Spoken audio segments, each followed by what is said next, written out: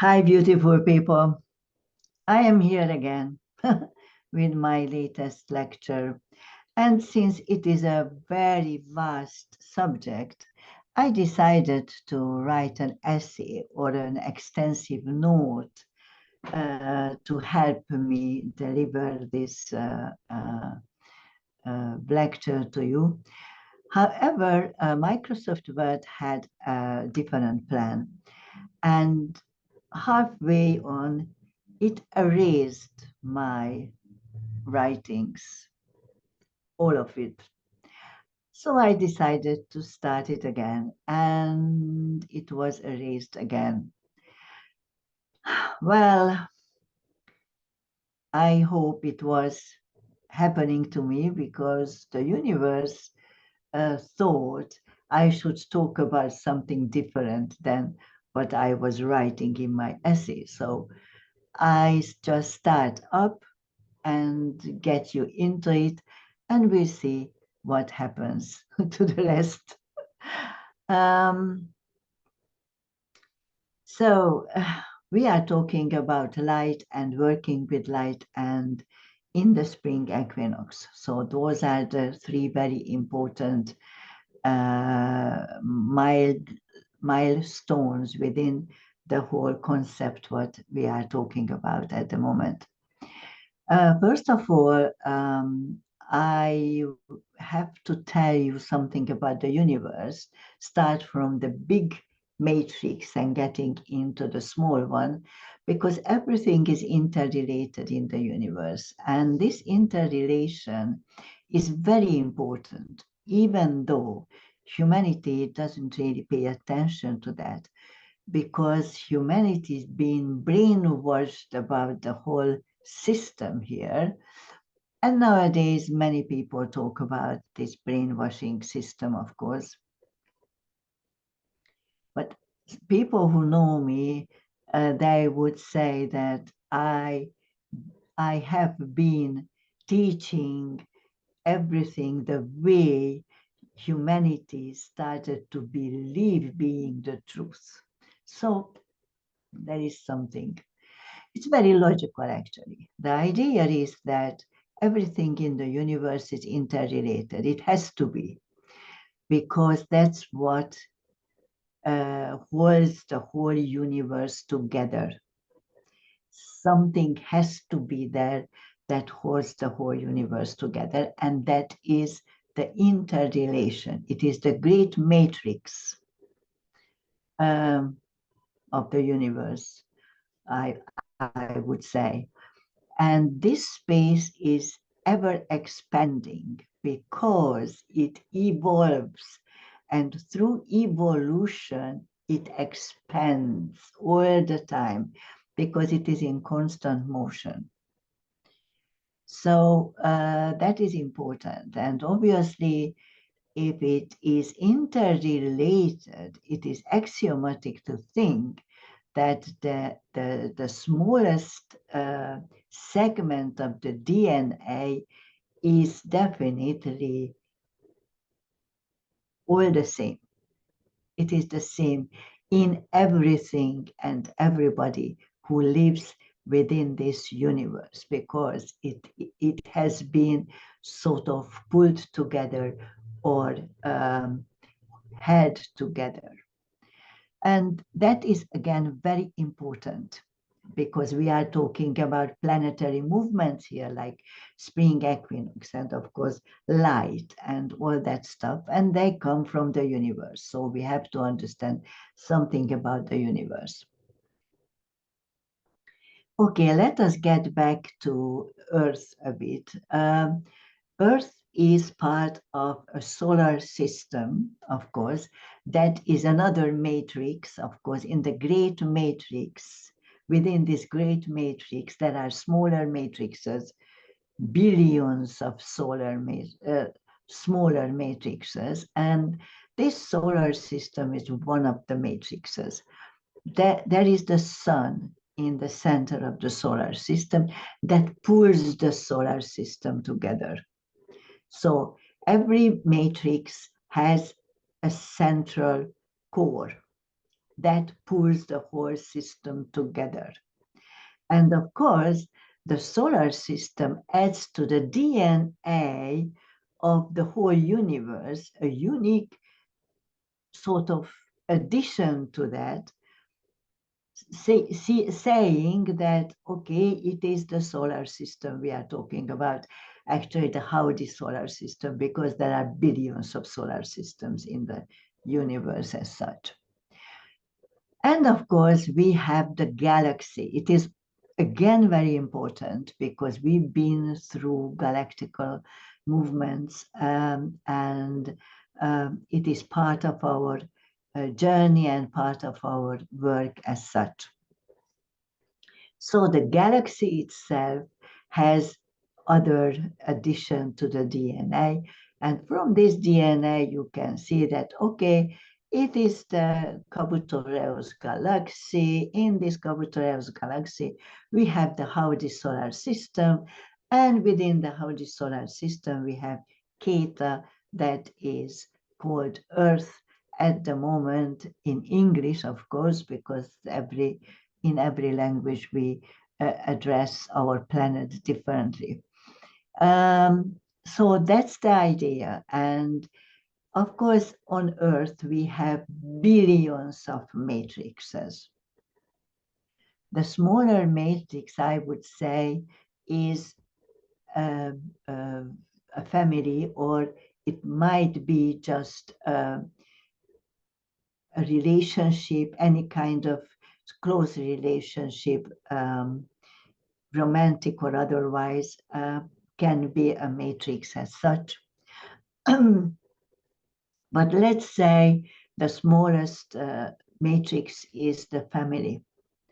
And that is very interesting to say, of course, because the family is the core that has been manipulated by or manipulated with through many, many thousands of years by people in power or different ideas, having different ideas about humanity or whatever. So that is the way of manipulating people. The family is very important in that way. However, let us get back to the universe a bit, or the solar system as such. Well, apart from the galaxy, I mean, the galactic quantum leap we had in 2012, there was a quantum leap because the galaxy itself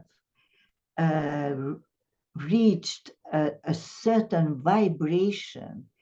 And through this vibration, it evolved into a higher place, into a higher dimension as such, and pulled the solar system with it. And of course, our planet also. I mean, that is why we had a lot of predictions saying that Earth will end at the millennium, of course, the second millennium, and Earth would end in 2012.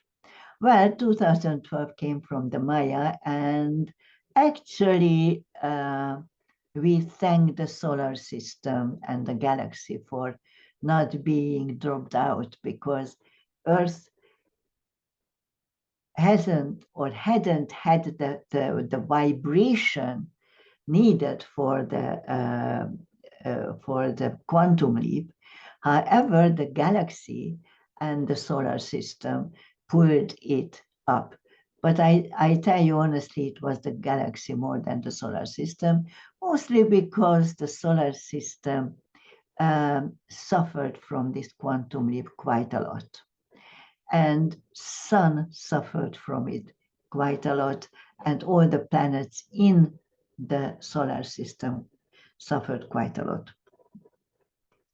So now we know that the galaxy leaped up. The galaxy doesn't leap up at any time when it decides to do that. I mean, there are circles in the whole system or cycles, yeah? And these cycles are actually working on elevating the whole universe as such. And of course, now we talk about the galaxy. And this particular event on the 28th of December 2012 was the end of the 5 sun ages cycle. We are talking about Earth and we are talking about the whole galaxy and the solar system. This particular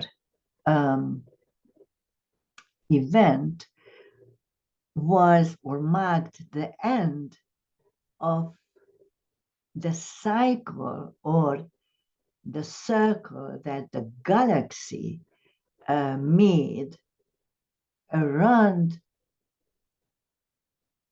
in the universe. I am not going to get into that around what, mostly because it is the central galaxy actually. So it had to just sort of turn on its axle around, and it made one turn.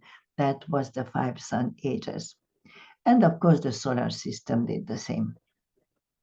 So the idea is that we went through this galactic quantum leap as such, and we arrived at the golden era.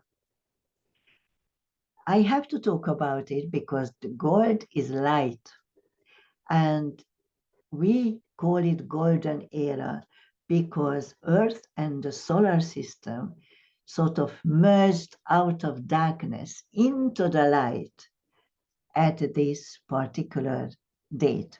You might say that, okay, but why do we have so much trouble on Earth, and what are the dark forces on Earth and everything? But you see, that's the point here, because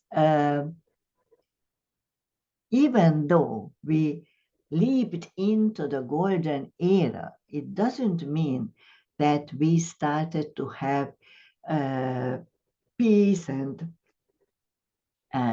harmony and money and God knows what. That is impossible, first of all. Secondly, you need to be on the same vibration as the gold or as the light to be able to lift it up into this golden era unharmed. Otherwise, a light harms you actually. So if you are not on the same vibration as light is, then it harms you. So that is why you cannot say that you are a light worker and you are this and that, because you have no idea if you are or if you are not. You cannot be if you cannot handle light. So that's what happened with us. And now the dark forces are actually fighting against the light what we are getting from the universe. So that's why it is so desperate out there and so really ugly and killing. And we see things we have never seen before on this planet, really. And of course, everything comes to light, and sleeping people sort of wake up. We call it the awakening, and decide to do something with their lives because that's what they have to do, actually. So this is one cycle. The other cycle, and it is almost the end, we are almost at the end of it.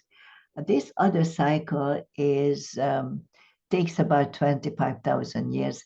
And this cycle is the cycle of the precession of the equinoxes. And this precession of the equinoxes or equinox happens on the spring equinox.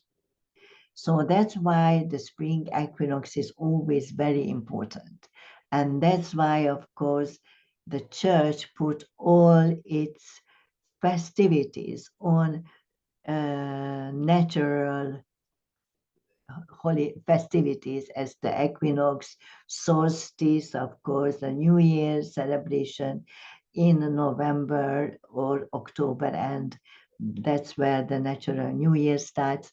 So that is why we have Easter near to this spring equinox, because Easter supposed to be the most important uh, religious celebration or or uh, whatever it is, but yeah, I call it celebration for the church. And that's why it is always 1 week after the first full moon, after the 21st of March. Well, 21st of March being sort of put down as the spring equinox by the church again. But you see, the universe doesn't really uh, care about the calendar, what we are having. The universe has its own motions, and equinoxes and solstices cannot happen only on um, uh, full moon.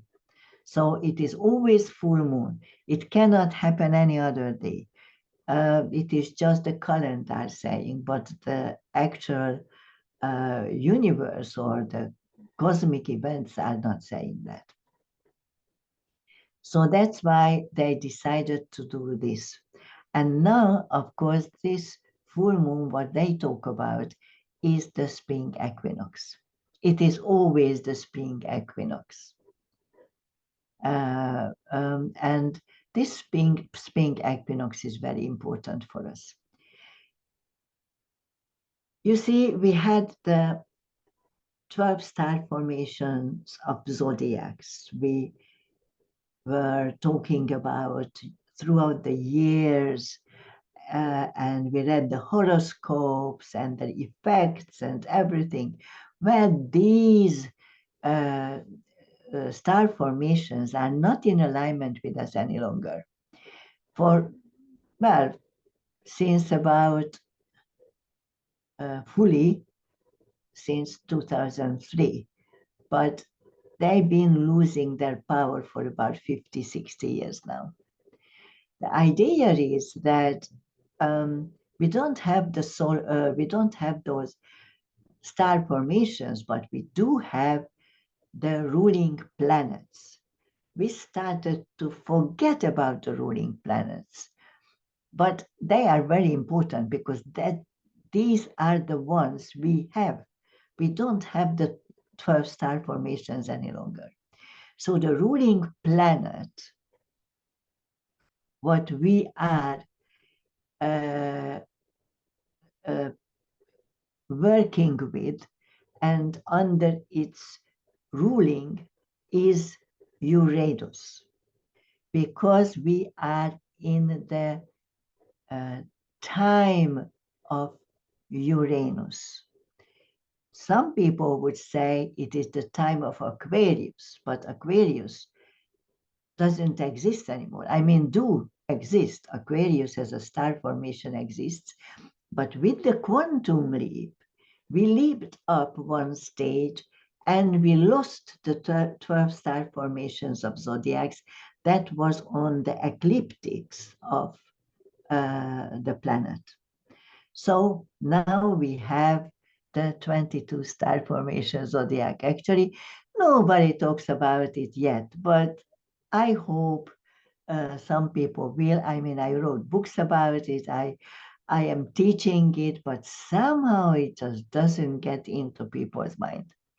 People do not like changes in any way whatsoever. We know that. Anyhow, this is the point here with the spring equinox. Spring equinox is important because the ruling planet is the planet that the sun rises on the day of the spring equinox.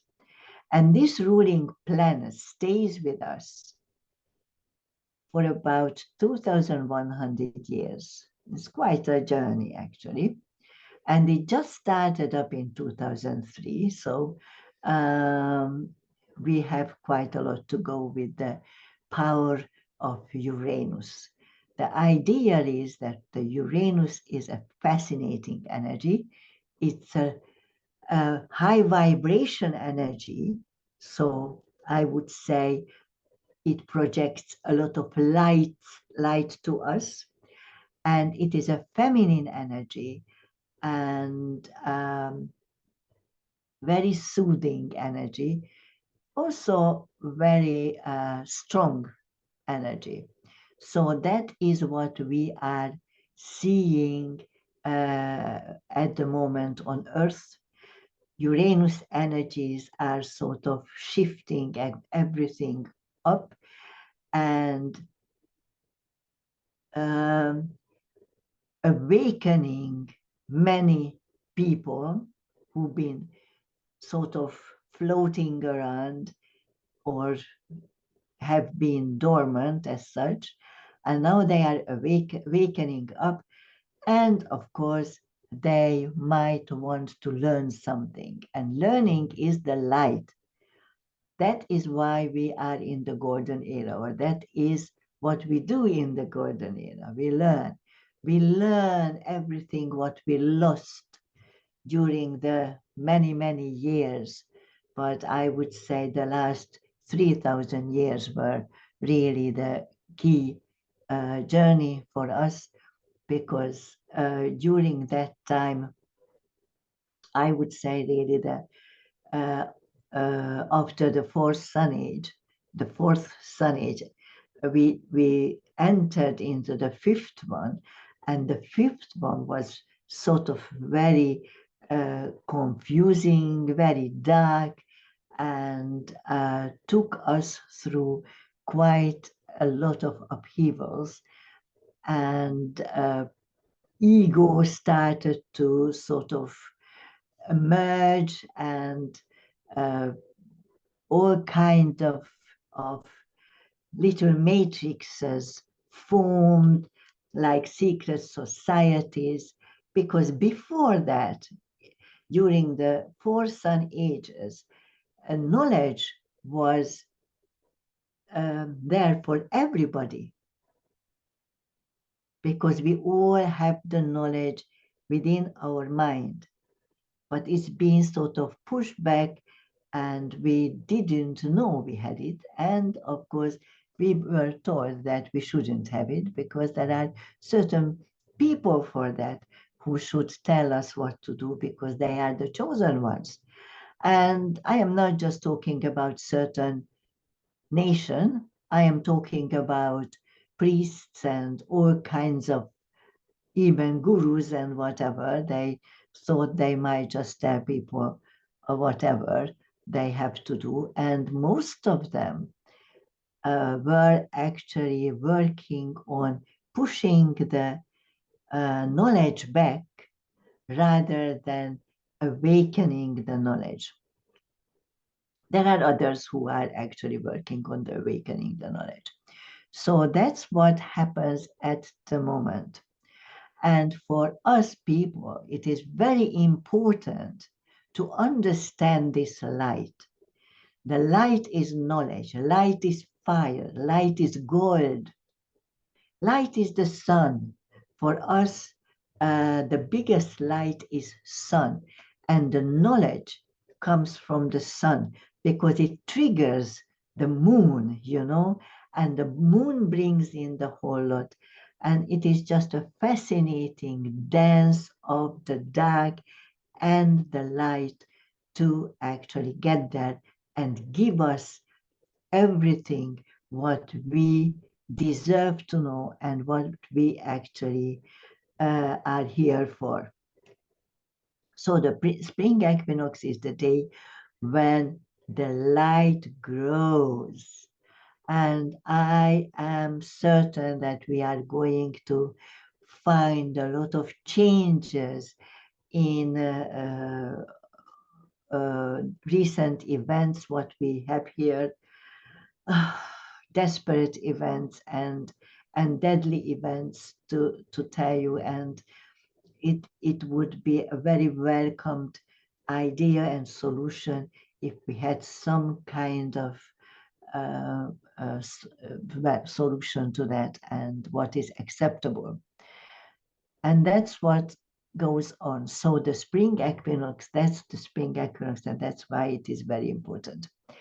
And also, of course, it is important for us, not just because we need the light to wake up, but we need to understand that the biggest change we have to make is in our thoughts, in our mind, because we are brainwashed. But I tell you, I cannot really blame anybody for it. We are brainwashed because we had nothing much in our brain. If we had the knowledge in it, nobody could have washed it out. But we didn't have because we gave it up to certain societies, to certain smaller matrices or bigger matrices working on the planet, of course. And we were caught in the web, and it is very difficult to get out of the web, especially when you have no idea how to go and what to do next. And that is the problem.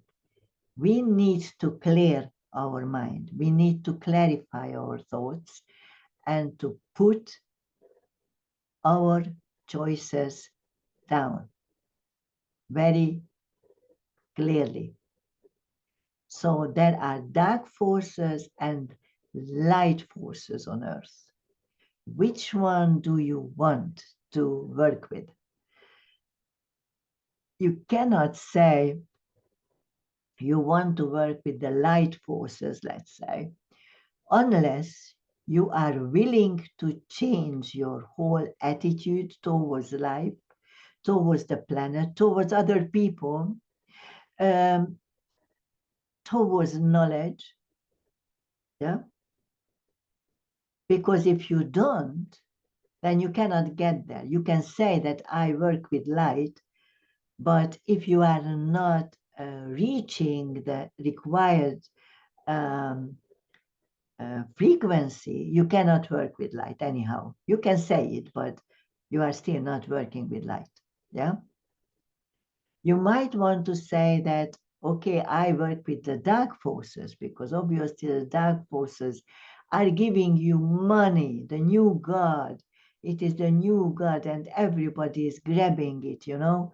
And there are people making, I don't know how much, but you see, I am sure they cannot enjoy their life more than if they made just 1% of what they have now.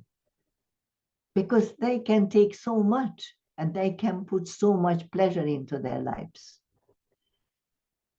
The rest, I don't know why they want to suffocate people. And I don't want to understand, I don't understand why do they want to sort of kill people and wipe humanity off the planet. Obviously, it is their pleasure. Otherwise, I just don't know. However, to work with the dark forces is much easier than to work with the light. I tell you, because working with the light, it is demanding.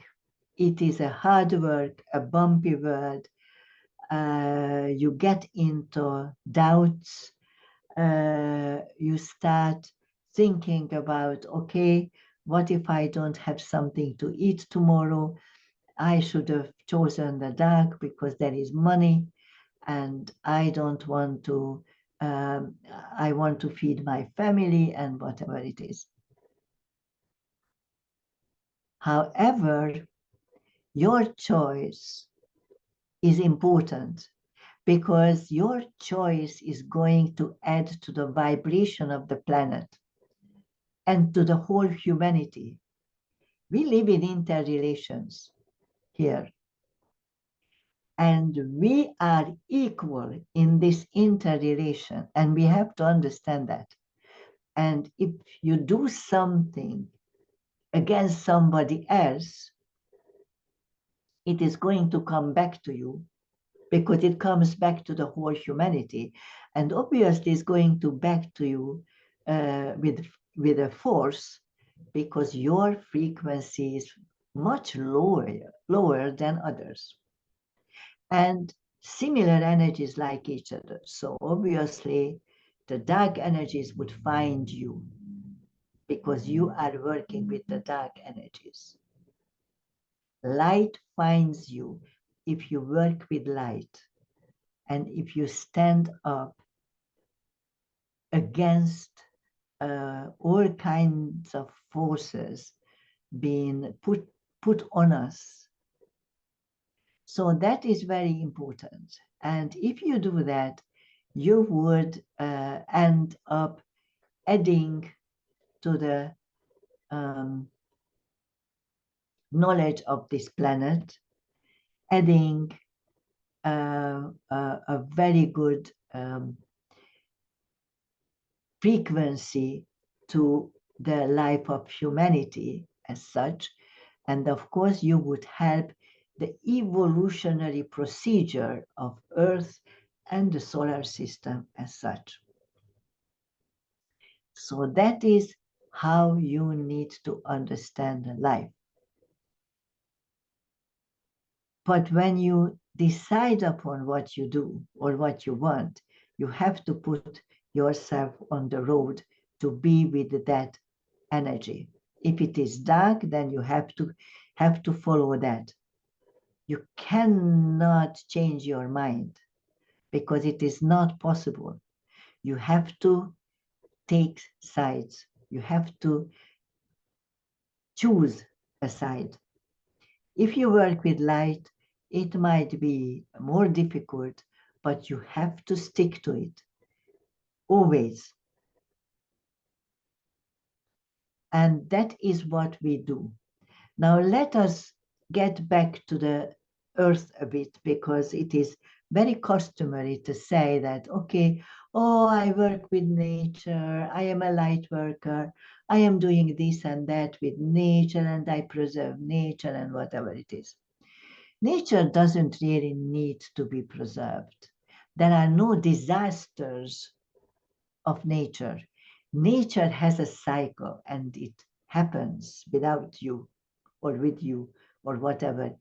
Even if humanity is sort of altering the weather and creating rain and snow and whatever it is, it doesn't really matter. It is not going to change Earth as such because it has her own cycle. It has its own path to follow. Of course, we can trigger events like tsunamis. Recent years, we've been having tsunamis. Yes, but we've been having tsunamis because of the light after the galactic quantum leap being on Earth, and it just brings everything out of the planet that is a residue, what is slow in frequency. So all that natural disasters are actually cleansing the planet. Well, we happen to be on it, but that's it. But Earth does its own system. Earth is cleansing itself. You don't need to do. Earth is going to be fine. You are not going to be fine. If you cut out the trees, you will not have oxygen. If you work with slow energies, you will have the tsunamis. Earth will stay here. You are the one who suffers. So we actually give ourselves the suffering what we are having. Also, that is very important for a light worker or a person who wants to work with light. The first step is to understand that everybody is equal. It has to be chiseled into your mind. No exceptions whatsoever. It has to be. You cannot say that, yeah, okay, but we are too many on this planet. Seemingly, it has nothing to do with inequality, but it is.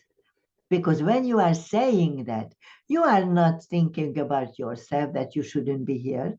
You are thinking about other people who shouldn't be here. So clear your mind and understand that we are all equal. We are working for each other or against each other. I mean, it depends on the side where you are. So that is very important in every way whatsoever. During the spring equinox, we do a lot of rituals. Of course, we go back to the shamanic system, of course, or witchcraft.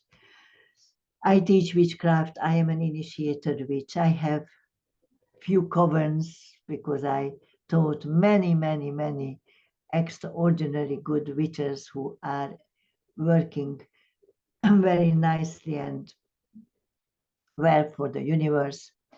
And I am a shaman also, so I am doing a lot of shamanic work, and I do have students who work against a lot of things and for the knowledge, of course.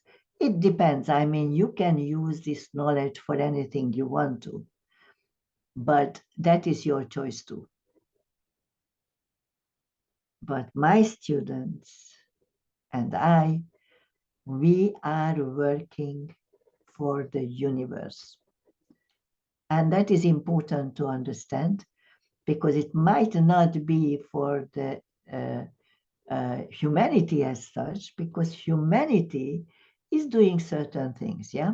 But we are working for the universe because our Earth is part of the universe and the whole solar system is part of the universe. And that's what we need to work on. And of course, we are teaching humanity to wake up and get on with their journey, what their sole purpose is.